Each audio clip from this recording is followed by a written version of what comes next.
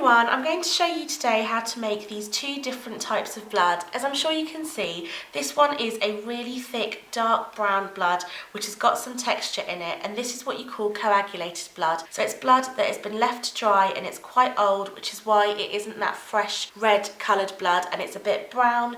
You could even make it a little bit darker if you wanted to. And this is vein blood, so this would be blood that's quite fresh from a scar and it's slightly opaque and runny. If you'd like to see how I made both of these, then please keep watching.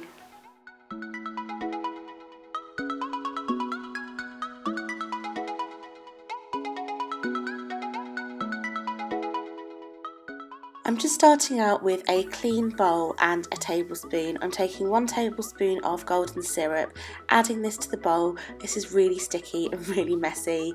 To that I'm adding a couple of drops of glycerin, a couple of drops of black food colouring and also red food colouring. I'm then adding 3 heaped tablespoons of corn flour, and I've mixed it all together, but it's still too dry and not quite runny. I do want this to be thick but not too thick, if that makes sense. I'm going to add another tablespoon of golden syrup, some black food colouring and this time some green, because I want to make the mixture a bit browner and just loosen it up a little bit.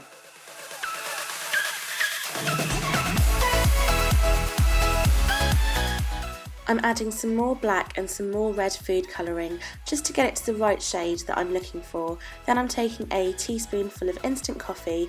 This will just add texture to the blood as it won't dissolve completely, and I'm just stirring that in and mixing it all up together. I just added a bit more red and this is it. This is the coagulated blood.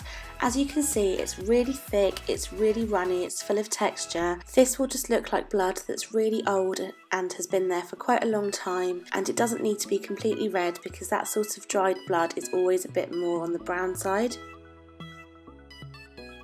For the vein blood, I'm starting off with 1 tablespoon of golden syrup. I'm adding some red and black food colouring. I want this blood to be a bit more red as it's fresh blood.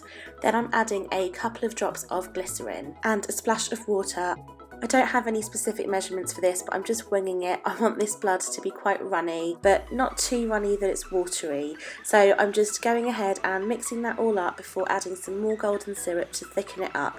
I'm quite happy with the colour as it is, so I'm going to leave the colour at that and just keep adding the golden syrup till I've thickened it up slightly, but so that it's still runny.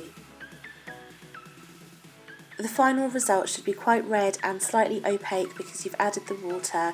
It should be a little bit runny, and this is it. I'm really happy with the way that it's turned out. I'll leave the recipes for both of the different types of blood on my blog and I'll link that down below. And it's as easy as that. This is how you make 2 different types of fake blood. You can keep this one in the freezer and this one in the fridge or just out on the worktop in the kitchen. Obviously just keep them both in an airtight container. The recipes aren't specifically set in stone, so if you wanted to add a bit more of any particular colour, for example if you wanted this to be a bit darker and a bit more blacker, just add a bit more black food dye. You could even add a touch of green. You could make this one even redder because it is fresh blood, but it's as easy as that. I really hope you enjoyed this video. Thank you so much for watching and I'll see you next time. Bye!